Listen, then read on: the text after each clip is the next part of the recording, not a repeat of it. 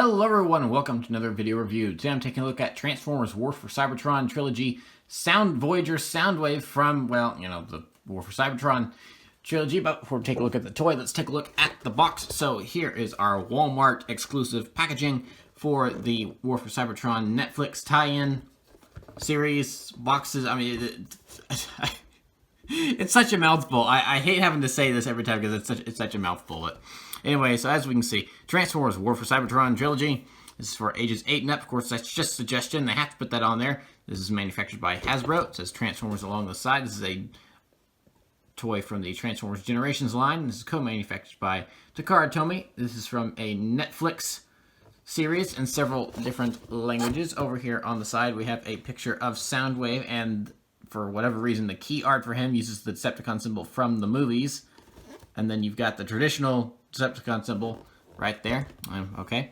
Of course, as we can see, he's Decepticon. His name is Soundwave. Flipping it over to the back, here is all the stuff that's included in this kind of triple pack. Don't eat the toy. Transforms in 19 steps. Yada, yada, yada. That's pretty much it for the box. So here we have War for Cybertron Soundwave, sort of, kind of, but also. So this is interesting. This is an interesting toy.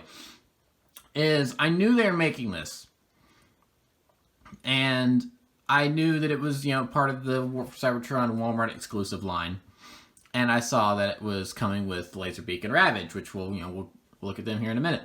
And I was like, okay, great, this will be great, because I wanted to pick up the last version of this that came out with the original War for Cybertron.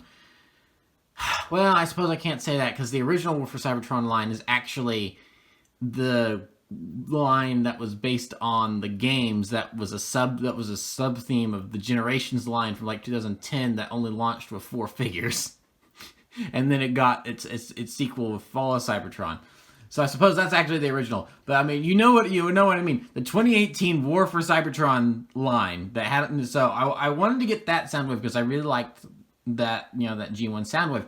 But I kind of held off on that because his alt mode was just garbage. It was some sort of Decepticon cruiser or something. I don't know. It was absolute garbage. I did not like that, and that really put me off of the toy.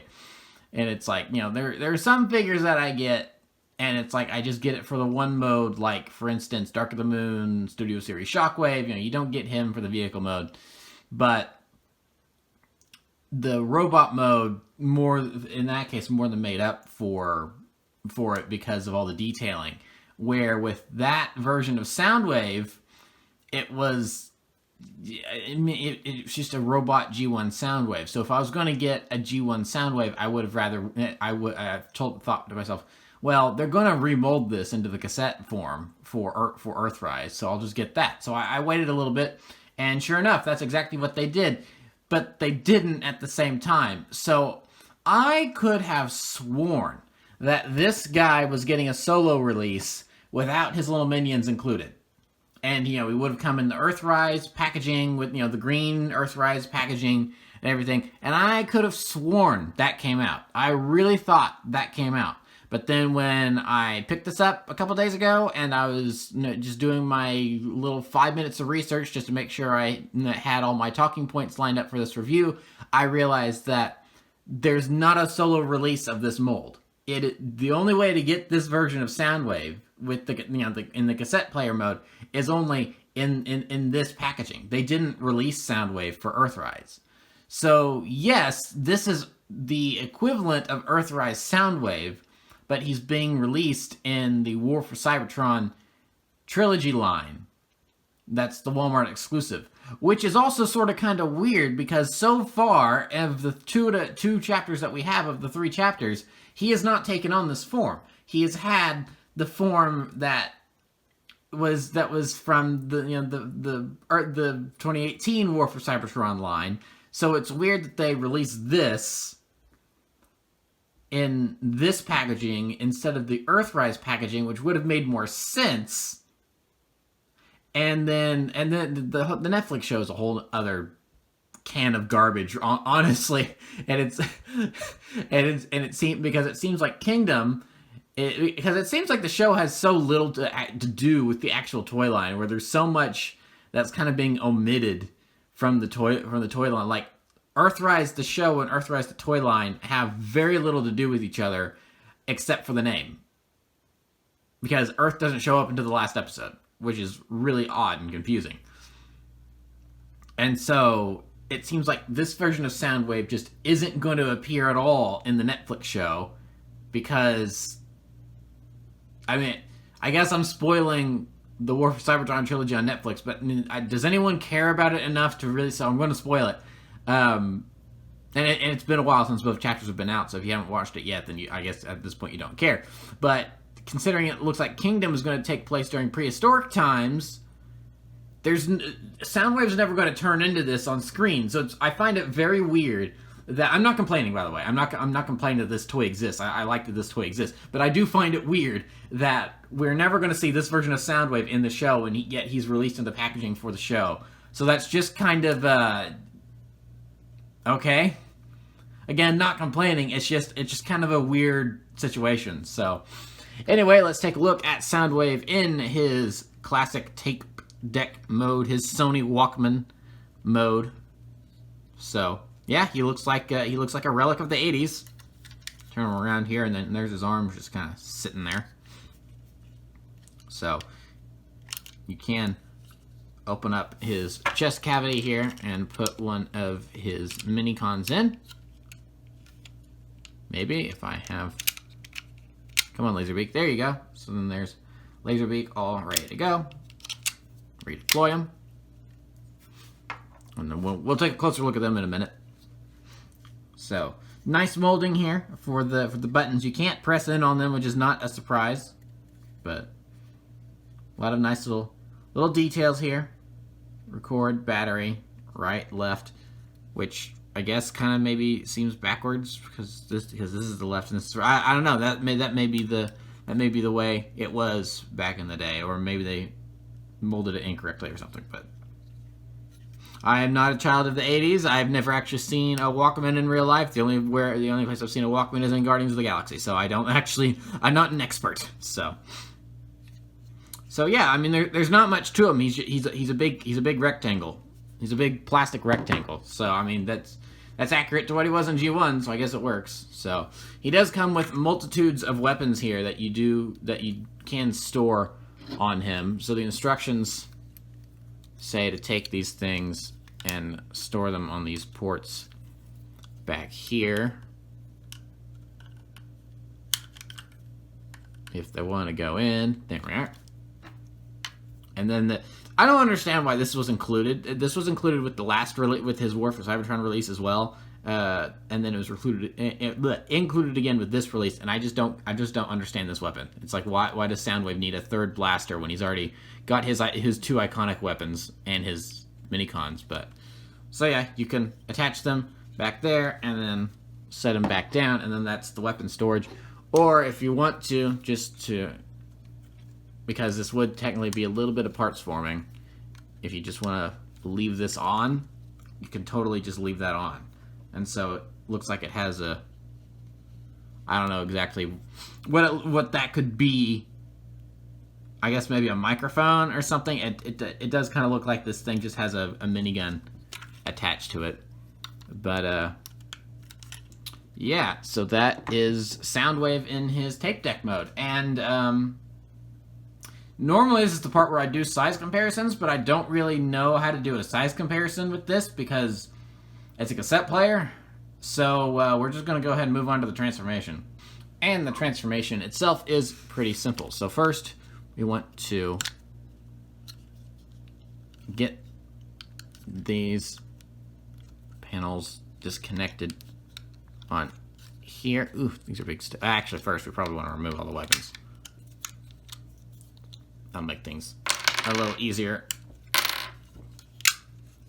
Snap that shut again.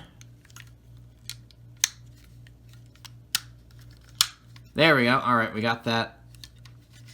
Oh, I suppose we can lift that up, and that might help free some stuff up. So now that we've done that, there we are. And then we can just bring down his legs here. We'll just get them facing forward. So then we want to take this, and then that'll come up. The foot will flip down, flip this in, flip that in, and then we have a leg done. Same thing over here. Nice, simple, works pretty well. I really like that. So then we can flip these little bits in here.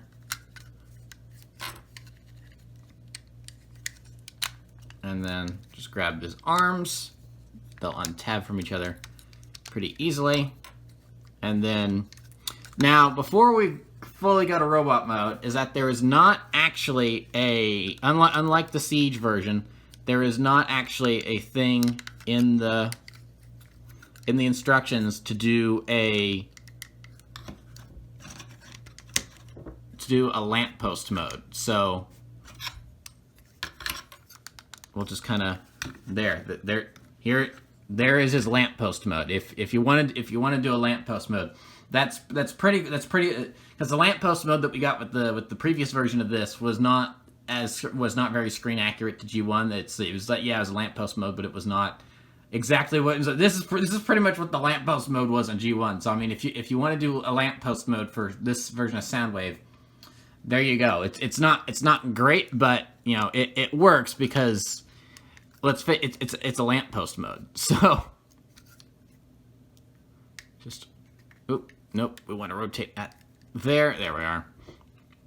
And then of course his hands are in there, so we can just flip out his hands.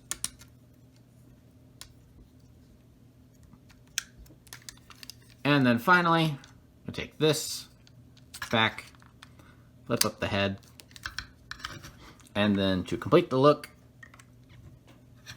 we will put that in there, and then I think we're good. So yeah, then here is Soundwave in his robot mode. And Soundwave looks super good. Very, very boxy G1 classic looking Soundwave. So we'll just get in close here. He has a very nice head sculpt. Looks very good. A lot of nice light piping coming in through there. Just a lot of nice molded details in everywhere. He does one thing that's different about this version compared to the last. You know, there was a lot of remolding done on this guy, especially in the paint apps department. The paint apps are definitely different, so you know you don't have the cracked screen, which I know irritated a lot of people with the original release of this. So you don't have to worry about that this time around. One thing that is kind of a continuation from the last version of this is that he does have these, which I think were the landing gear, or it was like landing gear or some sort of connector for his spaceship mode last time around, and now they're just kind of here and they have no purpose. So I don't know why, if they forgot about them because they're so small. I mean, you know, they're pretty easy to miss now, and I mean, and you know, I was about to say, well, they sort of kind of act as a connector for transformation on the back, but not really. Because there is a tab that technically goes into there, but I mean this right here is the bigger tab that goes into there and clicks it together. You could remove these pieces completely and not lose that connection there. So with all the remolding they did, I don't know why they didn't bother to mold that out as well, but yeah. So I mean, he looks very, very nice. A lot of nice paint. I mean, if you give this to someone that was a kid in the 80s, you know, they're gonna think that maybe this is a, you know, straight out of the cartoon. So it's a very nice rendition of Soundwave. So we'll go ahead and give him his weapons here. So here is his more iconic blaster that we know him to use. Just put that in that hand right there. And then he's also got this little thing, which, you know, is a blaster. And then I guess maybe this is also a baton, which is why. So, you know, he also has a melee weapon or something. Or it's a longer blaster. I don't know what this thing is. I don't understand why they gave it to him. But he can also hold this. So he's So I will say, for someone that, that's just the communications officer, he is pretty much armed to the teeth, but he's a Decepticon, so what did you expect? So, of course, we can, just like in his other form, you can open him up and stick a Minicon in there. So now he's got Laserbeak ready to go. And what is cool about this figure that the other version shared as well is that he's got, as you can see, he's got his little finger there. So you can position this. Maybe if I can, I've seen it done. It's just a matter of actually getting it. There we go. There we go. So you can position it to where Laserbeak eject. Yay! So that's pretty cool. I don't think Laserbeak is actually supposed to shoot out like that. I think that just sort of happened. But I mean, hey, it works because if. Yeah, so that just sort of kind of happened, and it's not necessarily supposed to, but it definitely worked out for the best. So hey, that's pretty cool. So yeah, there is Soundwave, and now we'll go ahead and take a look at his cassettes. So here we have Laserbeak in his cassette form, and then to transform him, we just want to flip down these legs. The wings will pop out like so. We can flip up the head, and there's his head, and then we just bring up this little bit, and then here we have Laserbeak. Yay!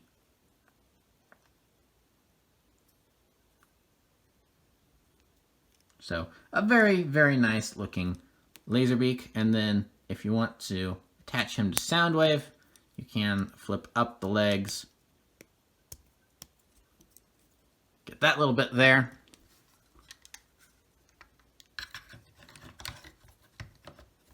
And then you will just attach him like so. So yeah, there we go. Laserbeak and Soundwave are ready to deploy. And then last but not least, here we have Ravage, who's upside down here. Here we go. Here we have Ravage.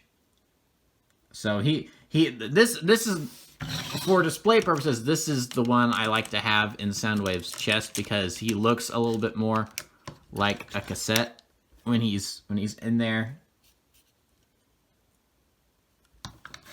Fills out his chest a little better, so I do prefer to have Ravage folded up in there.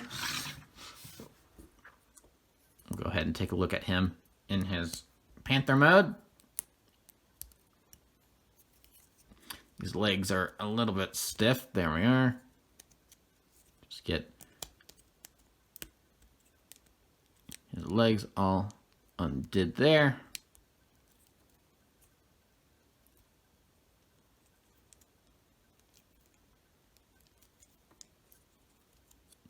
I feel like I'm forgetting a step. Ah, okay. Yeah, that I was about to say, this is being more difficult than I remember. Am I forgetting something? Yes. Okay, so yeah, we do want to unfold this.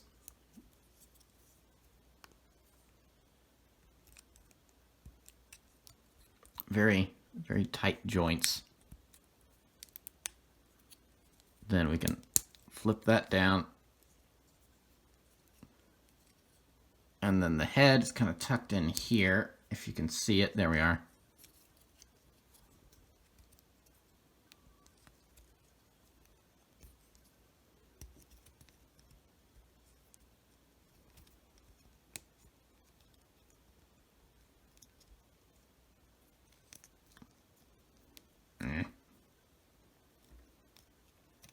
That leg is being bothersome there. There we go. That flips around, and then the leg. So there we are. There we are. Now we have Ravage in his Panther mode, and then we kind of get to my, I'm not a big fan of Ravage, at least this version of Ravage. Here we have him down at Daddy Soundwave's feet. Ravage is definitely a cool character and concept, and he's always, I think, whenever he's on screen, he's always utilized well. But when it comes to the toy version of Ravage, I don't think they've ever really been able to properly, very, very well do it. I don't think they've ever really done a good job at Ravage in terms of making him the cassette mode. I think the Fall of Cybertron Soundwave did a little bit better job because those weren't cassettes; those were discs, so they worked a little bit differently. So I think that one was a little more Panther-like, a little more animalistic, which is ironic because it was still the Cybertronian version, as opposed to the more Earth-like version. But yeah, so I'm not a big fan of this Ravage here, but it is still nice that he is something that is included.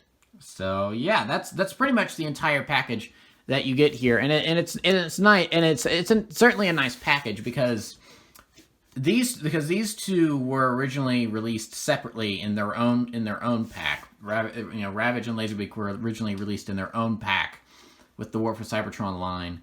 And then Soundwave was released on his own, and so I think that's $30, and then about $10 for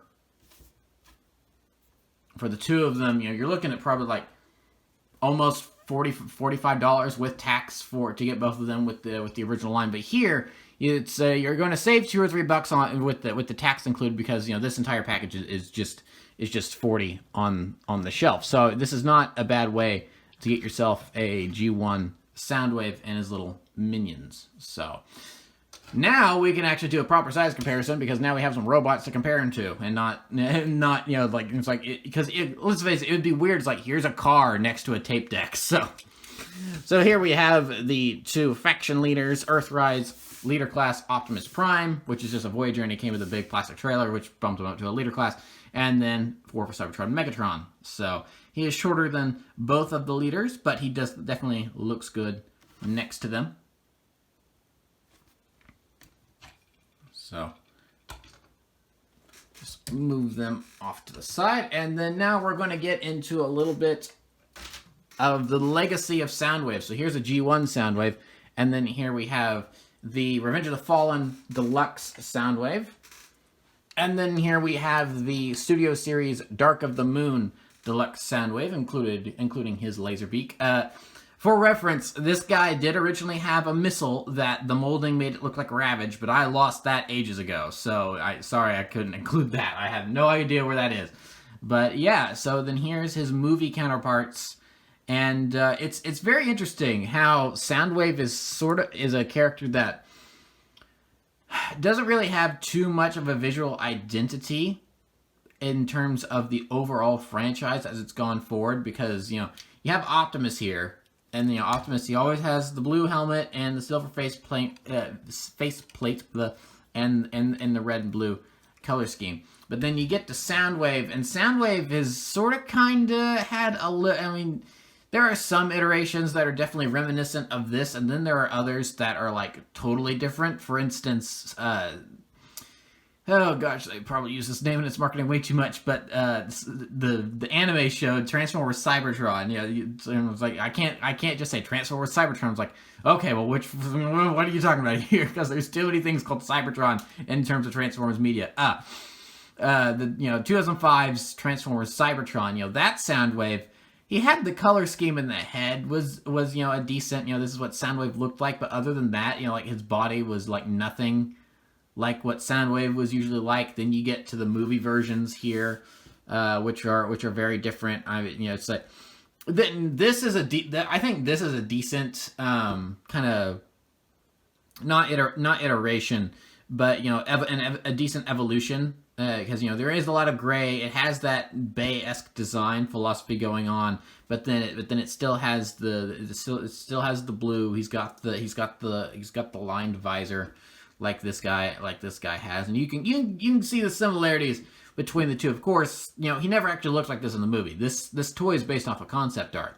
Then we get to Dark of the Moon Soundwave here, and he's just a big slab of shiny silver gray, which I love this design. I think it's a cool design, but you look at these two, and it's like, wait, these are supposed to be the same character? Okay, and now one thing that does kind of help in the movie is that, his little sound, these little subwoofers here are colored in blue, so it does kind of give him more of that sound-wavy presence.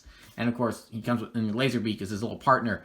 But in terms of a visual aesthetic design, there's a big there's a big difference. I suppose, because these guys, they still share the same kind of crown thing, which is derived from that head. So I mean, there's sort of kind of some sort of thing going on there, but I mean, Soundwave is definitely a character that has suffered from not having that much of a visual identity outside of his G1 counterpart. Animated was a decent take on this, transforming into the big SUV, but he was still different enough to where it was still kind of a different take. And then eventually we get to Cyberverse Soundwave, which is kind of straight up this, but he transforms into an SUV, and it's similar. So but you might have noticed that I did leave one guy out when it came to my little rundown of Soundwaves, and that's because I'm bringing him in next. Here we have Deluxe Prime Soundwave, and boy is this guy's definitely a different take on Soundwave, kind of further iterating on that. Yeah, he doesn't have it's more or less his characteristics that make him a recognizable character rather than him actually being, a physically recognizable figure like, say, Optimus Prime or Bumblebee, with a somewhat cohesive design over different iterations. So I think the one thing that there's two things that this guy shares with this guy, and other than that he's completely different, is that the head is vaguely looks like the Decepticon symbol. So he's got he's got that going on. So that's vaguely like the Decepticon symbol, because Soundwave's head was the basis for the Decepticon symbol, as you can kind of see there. It was, it's a little different. It's certainly different, but it's kind of the basis. And then of course, the fact that Laserbeak is part of his chest. And so then here's Prime Laserbeak. So yeah, Prime Soundwave is definitely a different take on the character in terms of design, but he serves a lot of the same functions, which makes him a recognizable character. And also, is it a big debate, or is this the best version of Soundwave? Because I kind of feel like Prime Soundwave is maybe the best version of Soundwave for his, he only had the one line of dialogue on the entire show. Any other time he actually, quote unquote, spoke, it was a recording he played back of someone else speaking, and then he was just a silent marauder character, and that, just like, as Knockout said, gotta watch out for the quiet ones. So I mean, I think this is my favorite version of Soundwave. But this guy's cool too. So I really like this guy too. And we will just not talk about Robots in Disguise 2015 Soundwave, which admittedly had a cool design, but gosh, that show was awful. So yeah, so that's pretty much it for Soundwave. I really like this figure. I think he's not the best toy ever, I don't think, mainly because of what his alt mode is. It's not all that exciting because it's just a cassette player, but because of the novelty of the fact that he is, a very G1 version of Soundwave, and this is kind of what I've been saying about a lot of these War for Cybertron Earthrise figures is that it is cool to kind of get, modern interpretations of these old 80s toys, where it's like we've sort of kind of got that before, but there was still enough changes and differences to where it's like, yeah, it's obviously inspired by this. I think, what is it? Is it Combiner Wars Leader Class Megatron, which is, obviously supposed to be a G1 Megatron, but I don't think that toy was really that great at all. It looked a little too lanky for my liking, and the cannon wasn't quite big enough, just judging by pictures and stuff. And then there's the line from a couple years ago. It was the one that came with all the comic books. I think that was just listed as the Generations line. I think that was just Generations. Yeah, that seems right. There were a lot of different versions of G1 characters that came out that from there that were definitely updated, but they were updated, but they were also updated is such an odd word to use, because they were updated, like this guy's updated, but he's also very faithful to what came before, where that line of toys from a couple years back. You know, like 2014, so it's like 7 years ago. Oh my gosh, a long time ago now, actually. You know, those, they were updated, but they were, and you could see that they were supposed to be the same character, but they were also new toys. To where it definitely felt like, yeah, this is being faithful to G1, but it's also a different iteration. Where this guy, I mean, this is like, you know, a straight up reboot of the original Soundwave toy to a T. So I do like that we are getting, oh, you know, like, again, Earthrise Optimus can be said the same thing, where we've gotten other G1 primes in the past, but you know, there's always been these little subtle differences in them, and well, maybe Optimus is a worse example, just because the G1 Optimus form is so recognizable. But hopefully you guys understand what I'm saying, is that it is cool to get these kind of more accurate updates that these are with Earthrise specifically. I mean, it's like when was the last time, especially with some of the more obscure characters, because when was the last time we had like a Hoist or Huffer or Trailbreaker? You know, those guys. When was, well, Trailbreaker, there was problems with the name licensing, so that's why we haven't had a Trailbreaker in a long time. But you get what I'm saying, is that it did provide access to recreate some of the old toys and characters that had kind of gone by the wayside. Because, you know, when was the last time any of those characters were used in any sort of spotlight? It's like maybe somewhere in the IDW comics, which I'm not, you know, completely totally familiar with. But even then, it seems like even IDW tends to focus on a lot on either their original characters like Windblade, or some of the more popular, like Rodimus and Megatron have big arcs. Optimus Prime had his own comic series with the original run of IDW that ended a couple years ago. You know, Bumblebee, Starscream, you know, they still play the heavy hitters. So, you know, Drift, you know, that there's an IDW original character that's kind of spawned off and it reached the mainstream Transformers. So you know, like some characters like Reflector or Huffer, and, you know, Brawn, you know, they've kind of been put in the wayside. You don't really see much of them anymore. So it was nice. It was really nice with Earthrise that we kind of got some updates and modern translations for those. And we have another example here with the Soundwave. So I really like the Soundwave. I think this is a really decent toy. It's not the best toy ever, like I said, because the vehicle mode is a little underwhelming. But as for what it is, being a modern update of the original classic toy, I think this does pretty well. Although I do find it kind of interesting that the classic renditions of Soundwave have both been exclusive to Walmart recently, because you have this guy, and then you have the actual G1 re-release that came out I think last year.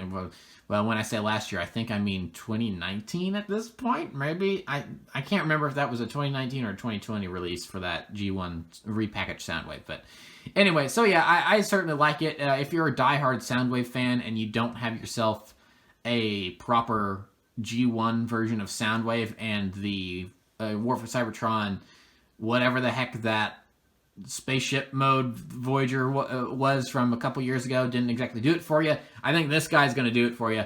He's definitely that. You know, it's definitely yep, that is G1 Soundwave to a T. So, and he does that very, very well. So if that's what you're looking for, then I am not sure you're going to go wrong with this guy. So yeah, so that'll be it for this review. Please remember to like, comment, subscribe, all the great stuff. Remember to follow me on Twitter and Instagram. Those links are in the description below, and I'll see you guys next time. Thank you for watching, and goodbye.